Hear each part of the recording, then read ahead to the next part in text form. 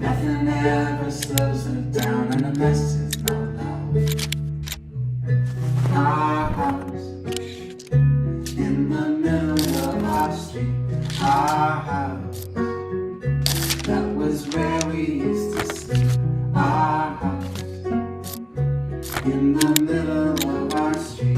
Como decía nuestro hermano Felipe, hoy comenzamos esta nueva serie, Cuidar nuestra casa, guardando fielmente nuestros fundamentos. Una nueva serie, un nuevo tiempo relacionado con un nuevo año, un nuevo proceso. Y que está relacionado con cuidar la casa, cuidar la iglesia. Esa es la idea. Cuidar el cuerpo de Cristo.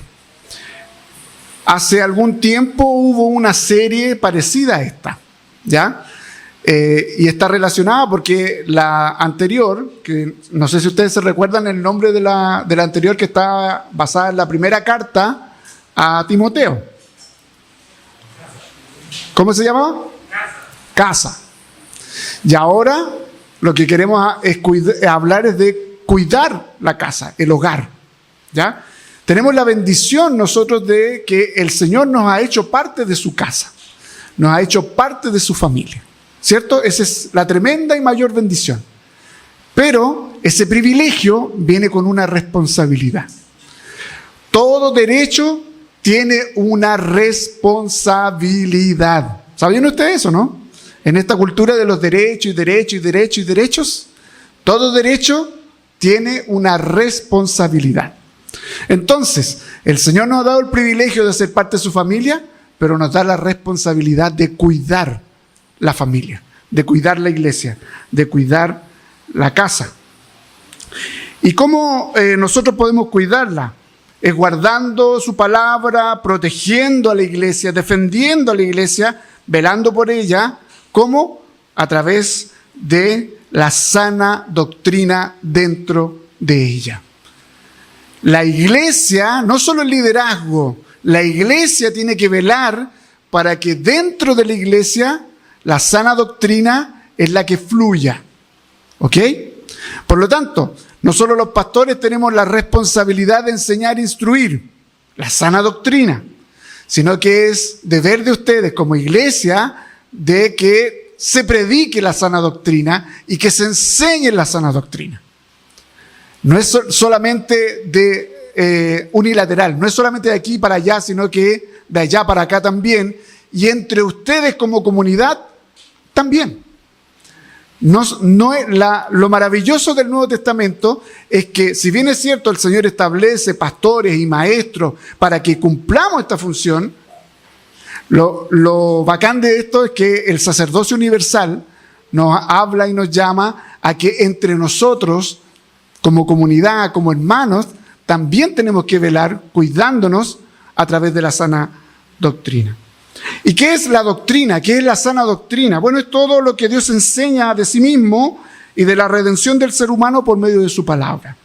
Todo lo que el Señor enseña de sí mismo, sus grandes proezas, quién es, lo que hizo, lo que hace, lo que va a hacer por nosotros en su palabra, todo eso es doctrina. Eso es la sana doctrina. Todo lo que viene de la palabra de Dios, todo lo que viene a través de la Escritura. Y Pablo ustedes más o menos ya conocen el carácter del apóstol Pablo.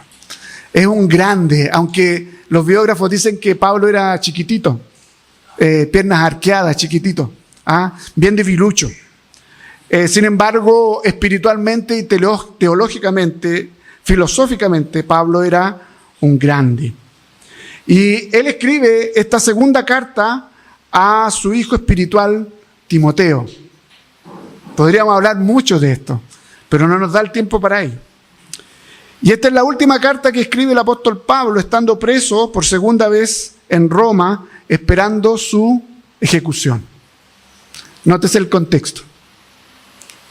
Le escribe a su hijo, su segunda carta a su hijo espiritual, estando preso en Roma, esperando la muerte.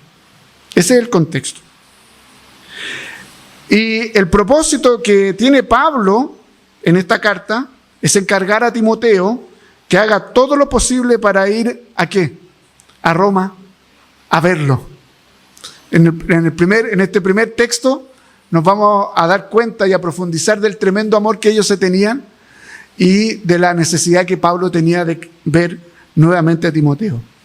Proveyendo instrucciones proveyendo instrucciones de quién es el Señor, de quién es la iglesia, y además también de qué tiene que traer consigo. Le hace algunos encargos de algunas cositas interesantes para el poder estar él en la cárcel, ¿no? Y también desea proveer a Timoteo con unas palabras finales de ánimo personal para su ministerio. Por lo tanto, Pablo quiere y necesita en sus últimos días ver a alguien que le produce mucha alegría, mucho gozo, pero también quiere darle sus palabras finales para alentarlo en este tremendo desafío que tiene. ¿Se recuerdan que conversamos en el retiro, los que pudieron ir, de esta idea de Moisés con Josué? ¿Se recuerdan de este? Hay etapas, hay tiempos, y hay unos que tienen que pasar el testimonio, otros lo tienen que recibir, y vienen otros desafíos. Bueno, Pablo sabe que ya está la muerte a la vuelta de la esquina y le dice a Timoteo: tú tienes que seguir con la obra, tienes que seguir trabajando, tienes que seguir estableciendo iglesias, tienes que seguir predicando el evangelio, tienes que seguir. Así que el primer sermón, para no hacer trampa y no querer pasarme, como suelo hacerlo, el primer sermón lleva por título Guardando el tesoro de Dios, o sea, la sana doctrina, que es lo que acabamos de leer. ¿Y qué es un tesoro? ¿Qué es un tesoro? ¿Cuál es tu tesoro? Para algunos el tesoro son los hijos, ¿cierto? Para otros el tesoro pueden ser los nietos. Para otro un tesoro pueden ser las cosas materiales, ¿no? Y tesoro está definido como un conjunto de dinero, joyas u otros objetos de valor reunidos y guardados en un sitio. Ese es un tesoro, un conjunto de plata, de joyas u otros objetos de valor, riqueza, reunidos y guardados en un sitio. Por ejemplo, un banco, ¿no? Ahí hay mucha plata. Los lingotes de oro, que ahora está muy, muy de moda, que en vez de invertir en un depósito a plazo, hay que invertir en lingotes de oro. Eso dicen los que entienden. No sé si me alcanzará como para comprar un lingote, pero esa es como la idea. Ese es un tesoro, ¿ya? Cada uno de nosotros tiene algún tipo de tesoro. Y lo que Pablo está viendo de que la iglesia tiene un tremendo tesoro. Y ese tremendo tesoro es la sana doctrina. Y esa sana doctrina, lo único que es en la profundidad de ello, es nada más y nada menos que la persona del Señor Jesucristo. El tesoro de la iglesia es la sana doctrina, pero más específicamente el tesoro de la iglesia es Cristo. Así que en esta primera parte, el tesoro de la sana doctrina se cultiva. Algo avanzamos el domingo anterior. Desde el hogar. El tesoro de la sana doctrina se cultiva desde el hogar, versículos 1 al 5. Pablo, apóstol de Cristo Jesús por la voluntad de Dios, según la promesa de vida que hay en Cristo Jesús, a Timoteo, amado hijo, gracia, misericordia y paz de parte de Dios Padre y de Cristo Jesús nuestro Señor. Doy gracias a Dios, a quien sirvo con limpia conciencia, como lo hicieron mis antepasados, de que sin cesar, noche y día, me acuerdo de ti en mis oraciones, deseando verte, al acordarme de tus lágrimas, para llenarme de alegría, porque tengo presente la fe sincera que hay en ti, la cual habitó primero en tu abuela Loida, abuelos nuevamente, y en tu madre Eunice, y estoy seguro que en ti también. El apóstol Pablo en esta segunda carta a su querido hijo Timoteo, hijo espiritual, presenta sus credenciales primero, mostrando su autoridad y confianza en el mensaje que le va a ser transmitido a Timoteo y por su intermedio a la iglesia. Pablo no solamente le habla a Timoteo, sino que le habla a la iglesia de la época, pero a través de ello también nos habla a nosotros. Y Pablo muestra una tremenda gratitud, una tremenda alegría, gozo por el testimonio de fe de su hijo espiritual. Él se siente chocho con su hijo espiritual, se siente chocho con Timoteo, porque él lo vio crecer espiritualmente.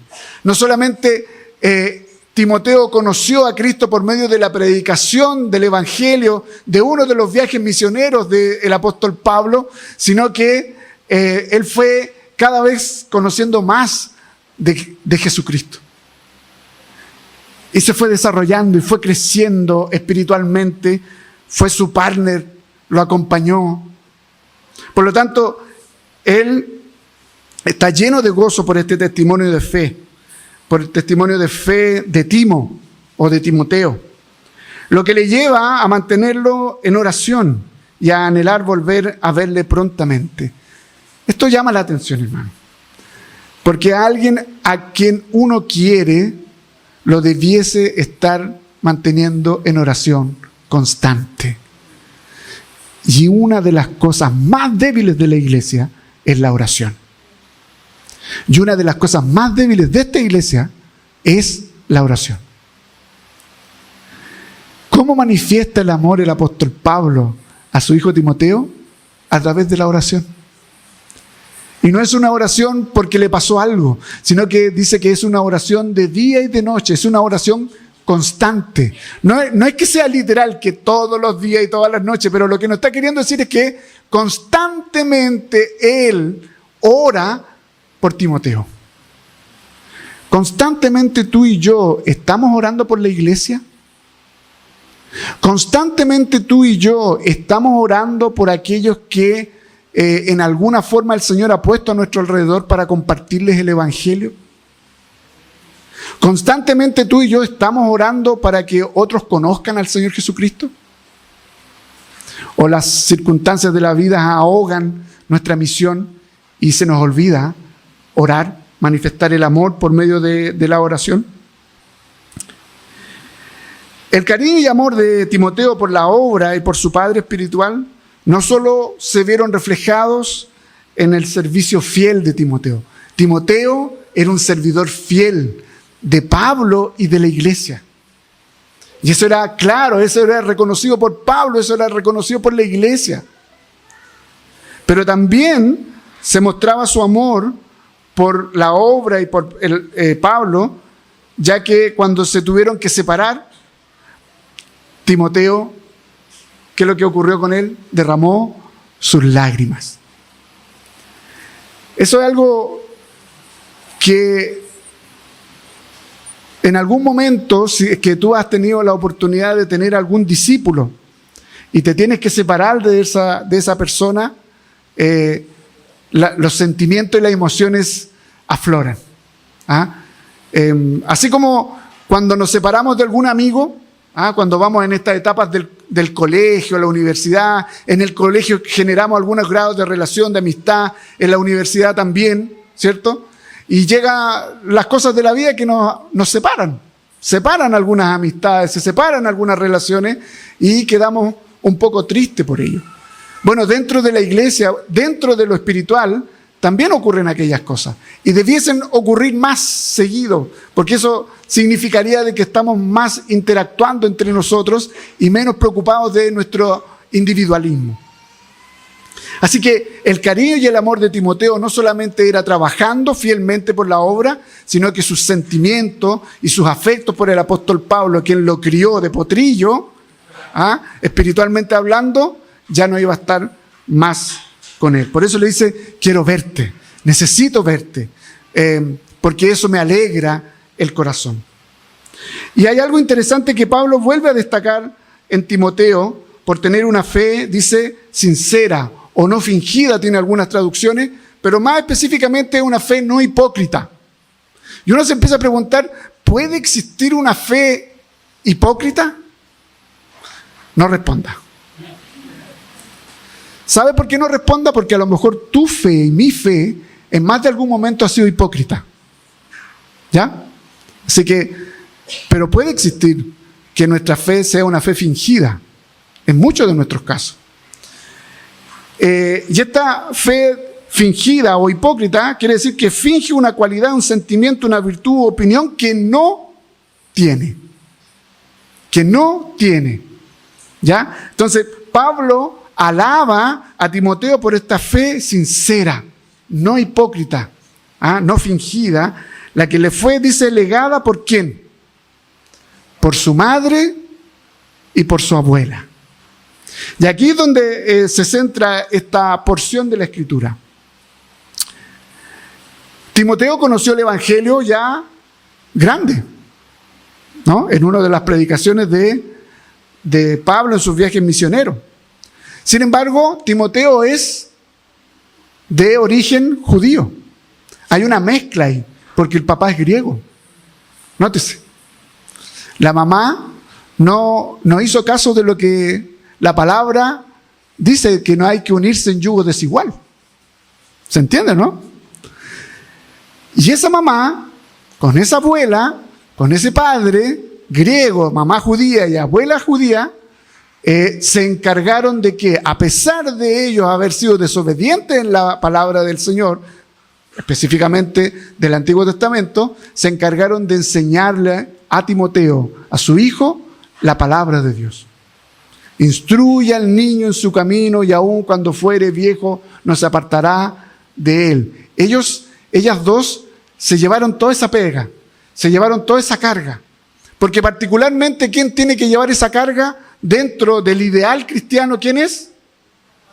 ¿Sabían ustedes o no? Papás. Ustedes son los que tienen que llevar espiritualmente a sus hijos.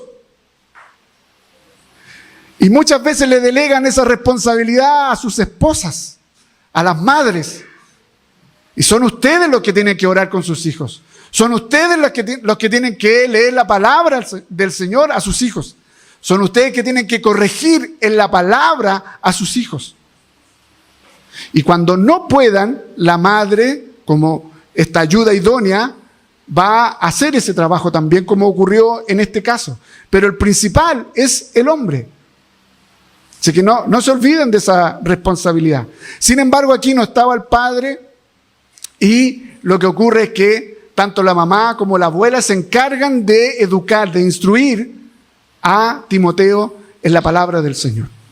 Y por eso que, fuera de broma, lo que decíamos la vez anterior, tanto la mamá como los abuelos y los bisabuelos y los tatarabuelos, su responsabilidad es criar en la voluntad del Señor a los hijos, los nietos, los bisnietos, los tataranietos. No malcriarlos. Hay un problema, queridos abuelos, cuando ustedes malcrían a sus nietos. No puede estar este pensamiento en su mente de que los padres crían y los abuelos malcrían. No puede estar eso. Porque eso, ustedes lo que hacen es generar una distorsión de la verdad en los corazones y en la mente de los pequeños. Y los pequeños saben a quién pueden acudir para hacer una cosa y a quién pueden acudir para hacer otra cosa. Los abuelos no están llamados a desautorizar a los padres, por ejemplo. Si los padres colocaron una regla, unos límites a los hijos, los abuelos no tienen autoridad bíblica para desautorizar a sus padres. Y muchas veces los abuelos lo hacen. Y en nombre de algo que no es parte de la Escritura, no es parte de lo que nos enseña la palabra. Así que esas cosas hay que empezar a corregirlas. Y tú que eres mamá, papá hoy, y que en el futuro a lo mejor vas a ser abuelo y bisabuelo, aprende desde ya que tu labor y tu responsabilidad es seguir educando a los hijos, a los nietos y a los bisnietos. Por eso que este tesoro se cultiva desde la casa. Este tesoro se cultiva de la casa. Hermano, esto es algo tan grande y tan tremendo, porque esto está hablando de un discipulado familiar interno, el cual nosotros como iglesia no lo estamos desarrollando de la mejor manera. No hablo de la iglesia local, solo Iglesia 1. El cristianismo en general no está haciendo esta labor de discipulado, porque el hombre no está discipulando a su esposa. El hombre no está discipulando a sus hijos. El hombre tampoco, y en general el cristiano no está discipulando a nadie porque no está evangelizando absolutamente a nadie también. Entonces estamos hacia adentro, para nosotros, y lo que nos está diciendo Pablo, aquí, junto con el tema de Timoteo, es que tenemos que, este tesoro que es importante, tenemos que compartirlo. ¿Cómo se comparte? Partiendo por casa. Partiendo por tu casa. Hermanos, sus hijos, tus nietos, están siendo catequizados, discipulados 24/7 por un montón de otras cosmovisiones. Y llegan a sus casas con un montón de ideas. Y tú eres responsable de contradecir, defender la sana doctrina, hacer una apología amorosa, con sabiduría, respecto de todas esas ideas con las cuales llegan tus hijos, con las cuales llegan tus nietos. Es tu labor. Es tu labor preguntar qué aprendieron hoy día. Es tu labor preguntar no solamente cómo lo pasaste. ¿Cómo lo pasaste? Bien. Ah, qué bueno, listo. Toma, ahí está el teléfono, ahí está el tablet, ahí está el play. No. ¿Cómo lo pasaste? Bien. ¿Qué aprendiste hoy día? Mira, ¿sabes qué me dijeron tal cosa? Ah, usted, venga para acá. Conversemos. Eso no es tan así. La Escritura dice tal y cual cosa. Dios nos enseña tal y cual cosa. Es tu responsabilidad. Tus hijos están siendo bombardeados, tus nietos están siendo bombardeados. Los más pequeñitos saben muchas más cosas que tú en distintos otros temas y ya están cuestionando un montón de cosas. Y eso es una responsabilidad que tú y yo tenemos que ir cambiando a medida que nos vamos haciendo cargo de este discipulado, de este tesoro desde el hogar. Queridos, el discipulado es un tesoro y una escuela que tiene por objetivo el formar el carácter de Cristo en cada cristiano. Y ello parte sin lugar a dudas en el hogar, desde el más pequeño, pero también hasta el más viejo, como también a todo aquel que es nuestro prójimo. La pregunta es, ¿a quién estás discipulando hoy? Segundo lugar, el tesoro de la sana doctrina nos revive e impulsa a la misión. El tesoro de la sana doctrina nos revive e impulsa a la misión. Versículos 6 al 10. Por lo cual te recuerdo que avives el fuego del don de Dios que hay en ti por la imposición de mis manos. Porque no nos ha dado Dios espíritu de cobardía, sino de poder, de amor y de dominio propio. Por tanto, no te avergüences del testimonio de nuestro Señor, ni de mí, prisionero suyo, sino participa conmigo en las aflicciones por el Evangelio, según el poder de Dios. Él nos ha salvado y nos ha llamado con un llamamiento santo, no según nuestras obras, sino según su propósito y según la gracia que nos fue dada en Cristo Jesús desde la eternidad, y que ahora ha sido manifestada por la aparición de nuestro Salvador, Cristo Jesús, quien puso fin a la muerte y sacó a la luz la vida y la inmortalidad por medio del Evangelio. El tesoro de la sana doctrina nos revive e impulsa a la misión.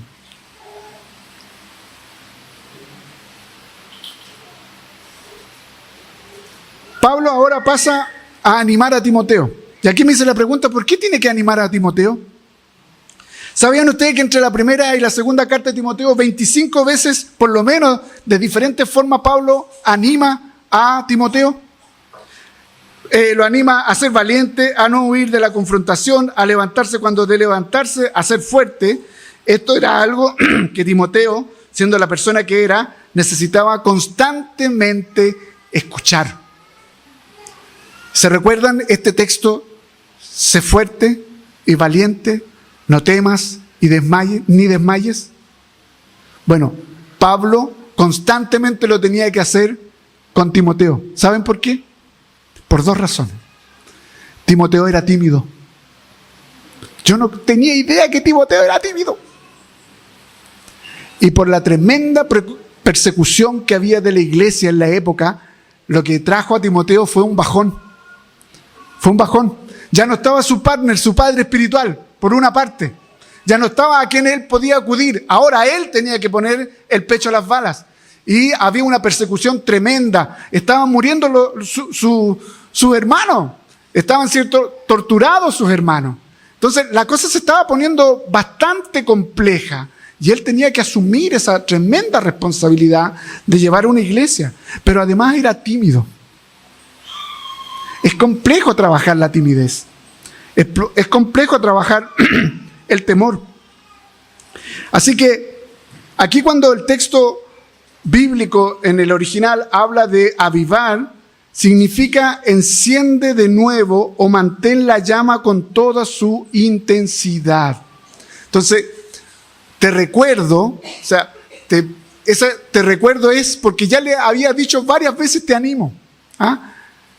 Hazte valiente, sé fuerte, ¿cierto? Constantemente te recuerdo que avives, que enciendas de nuevo el fuego que hay en ti, o más bien que mantengas esta llama con toda su intensidad. Esa llama ya estaba, esa llama ya está, esa llama la puso el Espíritu Santo ahí, es el propio Espíritu Santo en nuestras vidas. Pero eso tenemos que nosotros ir trabajando esta relación con el Espíritu Santo, esta relación con Dios, y esto cuesta trabajo. Esto es un trabajo, hermanos. Y la buena noticia para los tímidos es que el poder de Dios, el poder del Espíritu Santo es el que nos levanta a nosotros, es el que nos anima a nosotros, es el que nos lleva a nosotros, es el que nos mueve a nosotros. Es el Espíritu Santo el que hace toda la obra en nosotros. Tu timidez no tiene arte ni parte en este lugar. Cuando yo veo a Timoteo, digo, y con la tremenda obra, no me parece tímido. Pero uno se empieza a recordar y empieza a ver casos. Y claro, hay personas que uno las conoce en su intimidad y se da cuenta que son relativamente tímidos, que tienen un tremendo poder para compartir la palabra, para poder enseñar, para animar a otros, ¿cierto? Para aconsejar a otros, pero son ciertamente tímidos. Y lo maravilloso de esto es que todo cristiano necesita mantener el fuego ardiendo con toda su intensidad, pero no por sus propios esfuerzos, sino porque el Espíritu del Señor está en uno. No solamente en medio del pueblo, sino que en uno. Querido hermano, querida hermana, el Espíritu de Dios está en ti. Mora en ti. Por lo tanto, si hay temor, dice la Escritura que Él lo echa fuera. Él echa fuera el temor. El temor lleva a tener vergüenza, que es lo próximo que viene. El temor nos lleva a avergonzarnos de compartir el Evangelio, de vivir una vida santa de acuerdo al Evangelio. Es el temor. Por lo tanto, si hay timidez en ti de compartir el Evangelio, es porque algo está ocurriendo en tu relación con el Señor. Y eso es lo que tenemos que reavivar, encender el fuego, ahí mover para ese asadito que se hace constantemente y que se busca un cartón o un secador de pelo, ¿cierto? Para encender el fuego. Bueno, el Señor nos llama a que nosotros constantemente en la oración, en la lectura de su palabra, en la comunión con los hermanos, avivemos el fuego que el Señor ha puesto dentro de nosotros. Yo les quiero compartir algo. El texto no se trata de uno, pero como le afecta a uno.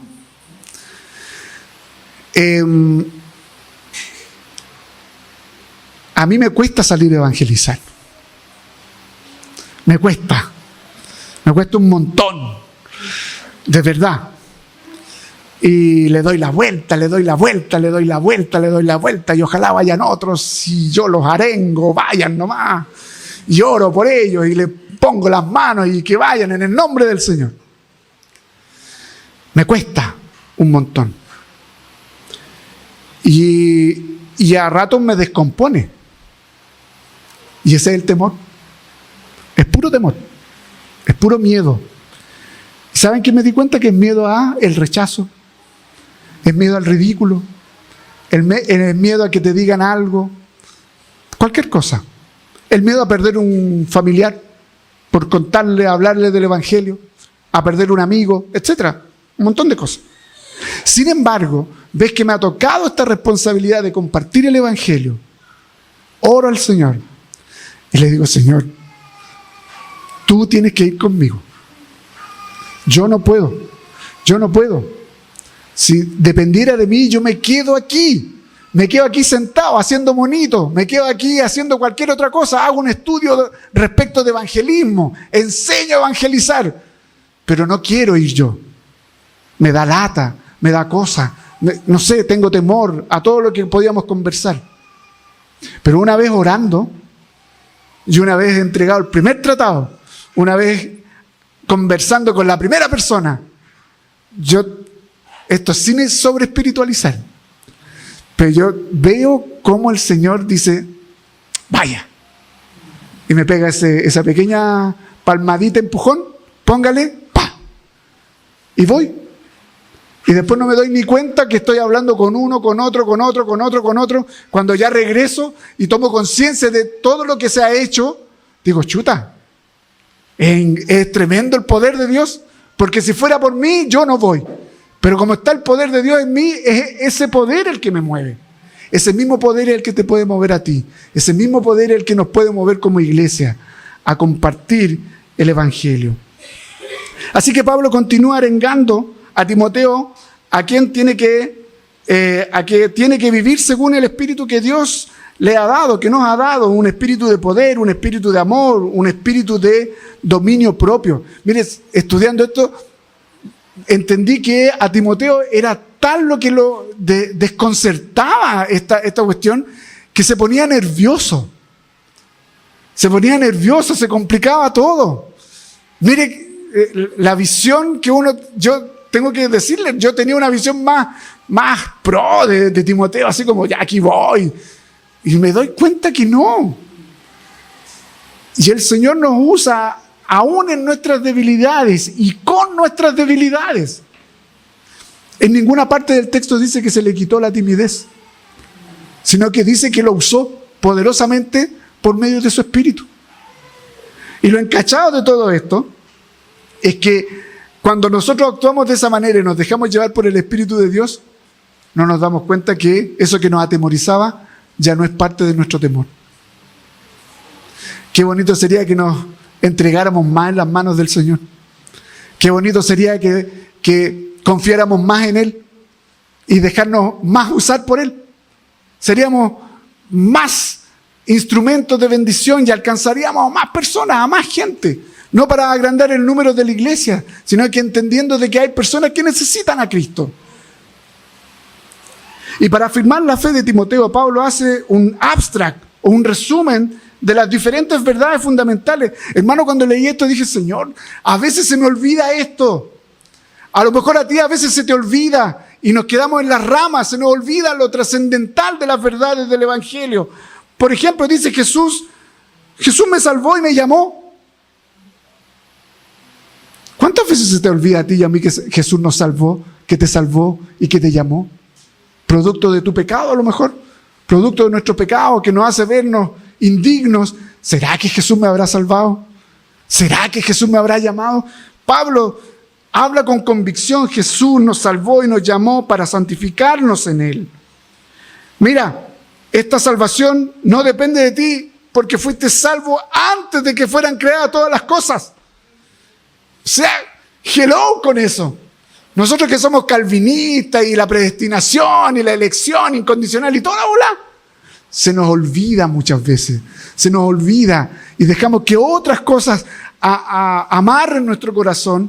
Y Pablo lo que viene a hacer de su fe, viene a decirle a Timoteo: no te olvides de que tú fuiste salvo por Cristo Jesús, de que fuiste llamado por Cristo Jesús, que fuiste predestinado por Cristo Jesús, que no hay nada ni nadie que pueda romper esa realidad. No te olvides de eso, no nos olvidemos de eso, no te olvides de eso. La salvación es solo por gracia. Todas esas cosas dice el apóstol Pablo. No es por obras, no es por lo que hagas. Descansa. La obra perfecta y más hermosa de Jesús, su muerte y su resurrección, por medio de la cual sella en nosotros esa promesa maravillosa de salvación. Queridos, a veces se nos olvida que Jesús murió y resucitó por nosotros. Es más grande el problema, nosotros agrandamos más el problema, nuestro pecado agranda más el problema. Tienes un problema de salud, Cristo murió y resucitó por ti. Acuérdate de eso. Tienes un problema familiar, Cristo murió y resucitó por ti. Tienes un problema matrimonial, Cristo murió y resucitó por ti. Tienes un problema de trabajo, Cristo murió y resucitó por ti. Tienes cualquier otro problemón, Cristo murió y resucitó por ti. Esa tremenda verdad de que Cristo murió y resucitó por ti y por nosotros debe sostener nuestro corazón, debe mover nuestro corazón, debe impulsarnos a compartir, debe impulsarnos hacia la misión. Que no hayan otras ideas, que no hayan otras circunstancias que te muevan el piso, sino que cuando aparezcan todas esas ideologías como visión y circunstancia, recuerda lo que Cristo hizo por ti. Murió y resucitó. Delante se decía, y está sentado a la diestra de Dios y volverá. Recuérdate de todas esas cosas para que tu corazón se avive. Muchas veces quitamos la mano del arado porque el temor nos ha invadido, distrayéndonos con facilidad de la misión.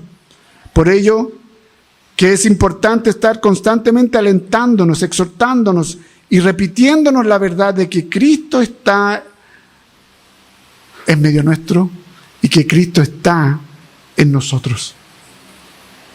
Repitámonos eso. Repítete eso todos los días.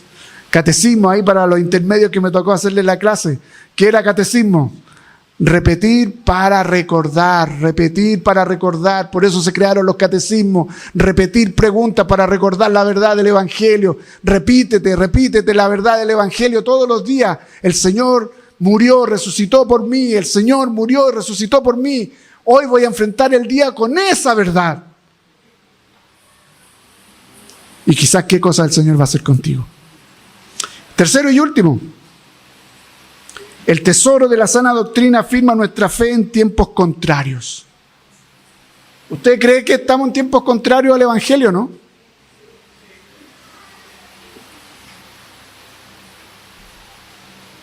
Pero ¿cómo si nos estamos reuniendo en libertad aquí, po?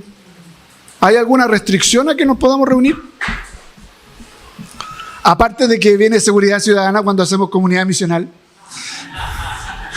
Ya las 2 veces que hemos hecho allá afuera han venido las 2 veces y la última llegaron tarde, sí. Ya estábamos afuera.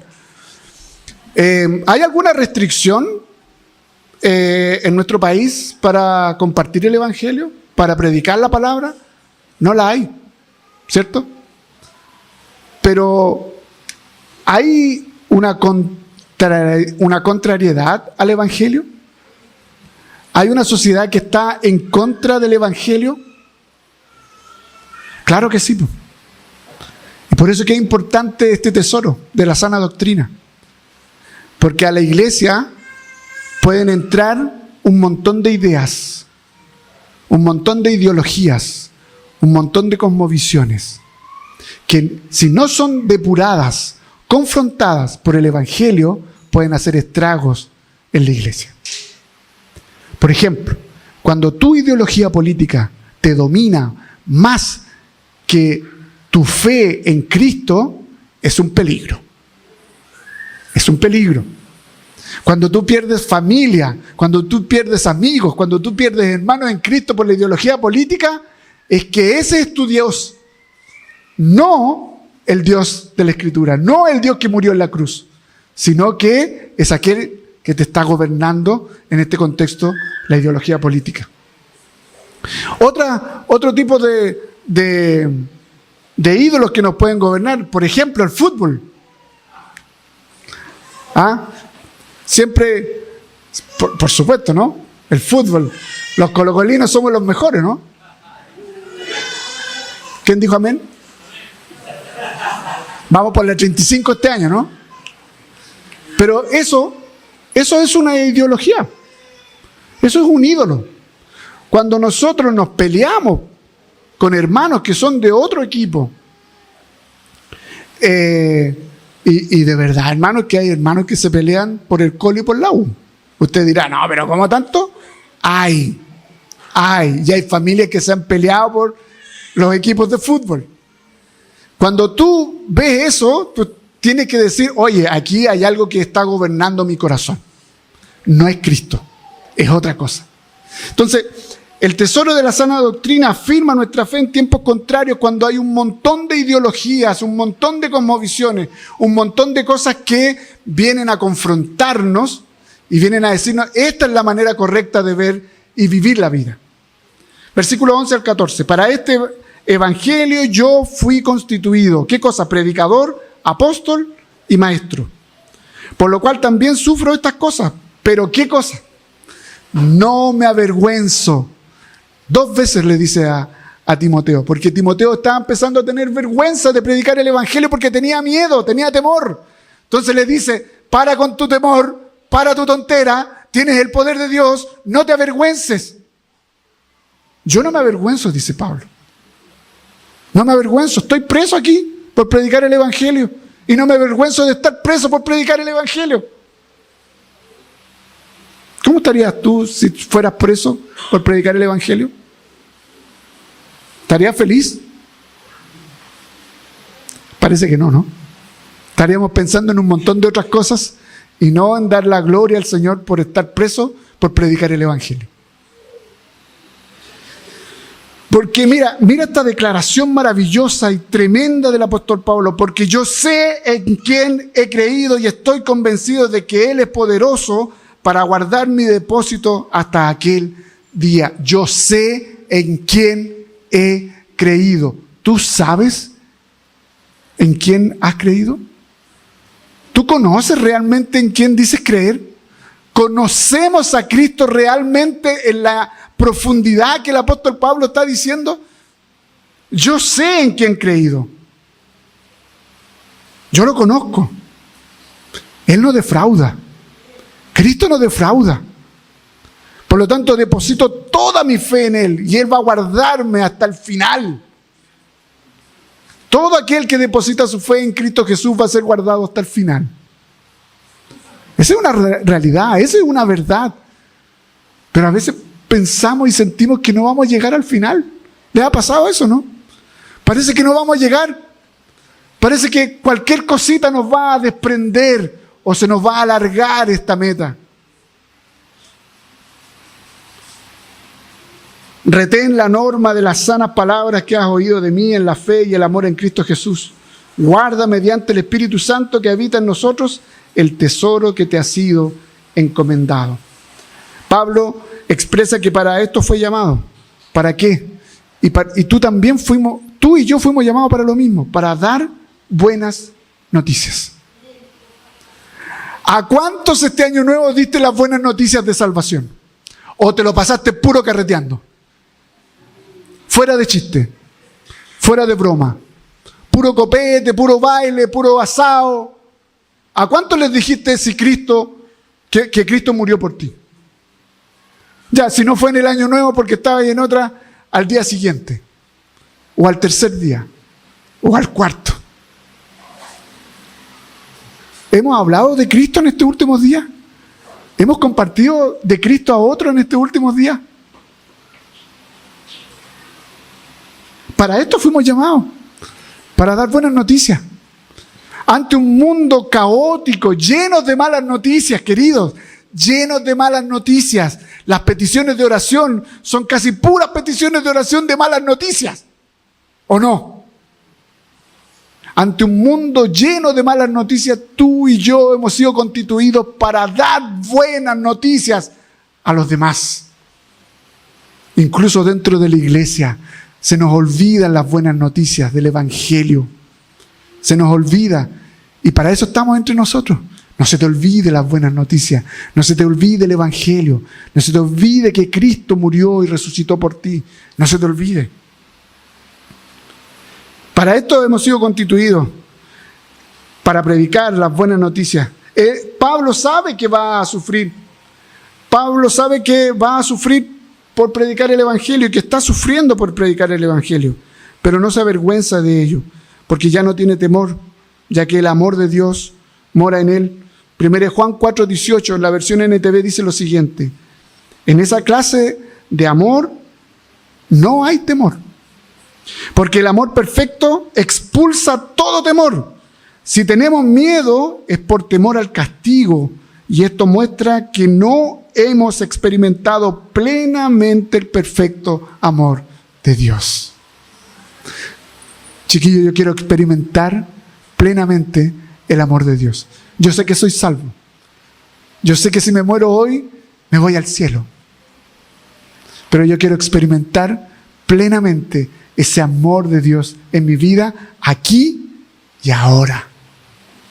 Y a ratos como que hay otros amores que rodean este gran amor y maravilloso amor del Señor Jesucristo. Y como que me voy con este, me voy. Soy harto infiel. ¿Para qué vamos a decir? Soy bien infiel. Pero yo quiero, y eso muestra que mi corazón lo único que anhela es disfrutar del tremendo y maravilloso amor de mi Señor y Salvador Jesucristo. Yo sé en quién he creído. ¿En quién ha creído Pablo? ¿En quién creyó Pablo? En Cristo Jesús, que es el autor y consumador de nuestra fe. ¿Tú crees en eso? ¿Tú crees en Cristo como tu Señor y Salvador? ¿Tú crees en Cristo como el autor y consumador de tu fe? ¿Creen o no? Entonces salgan a predicar, pues. Nada más.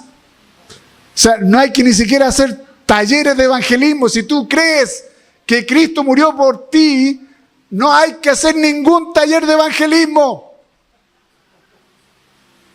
O así ven en la escritura que habían talleres de evangelismo, comunidad misional, perdón, no quiero decir nada en contra de ello, pero son las estrategias que se utilizan hoy día. Pero si tú tenías el poder del Espíritu Santo, ¿necesitas alguna otra estrategia? No. Si tienes a Cristo, ¿necesitas otra estrategia mayor que hablar de Cristo a otro? No. Así que si crees en Cristo como tu Señor y Salvador, habla, comparte, predica, publica, retuitea, colócalo en Facebook, colócalo en Instagram, hace TikTok, todo lo que queráis, pero predica, habla de Cristo y hace discípulos del Señor Jesucristo. Y termina con dos cosas, Pablo, esta porción, con dos instrucciones a su hijo Timoteo. Le dice: retén y guarda. Retén quiere decir aférrate al modelo, al sistema de verdad doctrinal que le fue enseñado por Pablo. No cambies la escritura. No la cambies a tu antojo ni por las circunstancias. Pablo le está diciendo precisamente: retén la norma, esa norma de las sanas palabras que has oído de mí en la fe y el amor de Cristo Jesús. Reténlas, aférrate a ellas. Sea que te esté yendo bien o mal, aférrate a ellas. No las cambies para alivianar tu pecado. No las cambies para hacerte sentir mejor. Y no las cambies por las circunstancias. Y guarda la preciosa verdad que se te confió en el poder del Espíritu Santo. ¿Cuál es esa verdad? De que Cristo Jesús murió y resucitó por ti. Guárdala, atesórala, valórala, disfrútala. Como un tesoro ahí de lingotes de oro, disfrútalo. Disfruta a Cristo plenamente. Queridos, sufrir por causa del Evangelio es la mayor forma de fortalecer la fe del cristiano. ¿Estamos sufriendo por la causa de Cristo, no? ¿Estás sufriendo por la causa de Cristo? ¿Estamos sufriendo por la causa de Cristo? ¿Estás sufriendo por predicar el Evangelio? Si eso está ocurriendo, es la mayor y mejor escuela del Espíritu Santo para fortalecer nuestra fe y moldear nuestro carácter. Así nos vamos haciendo cada vez más parecidos a nuestro Señor y Salvador Jesús. El sufrimiento por la fe nos hace más parecidos a Jesús. ¿Nos estamos pareciendo a Jesús o no? ¿Cuántos de nosotros nos parecemos más a Jesús cada día? Tenemos un nuevo año, 2025. Un nuevo año, una nueva oportunidad para parecernos más a Jesús. Que el Señor nos bendiga.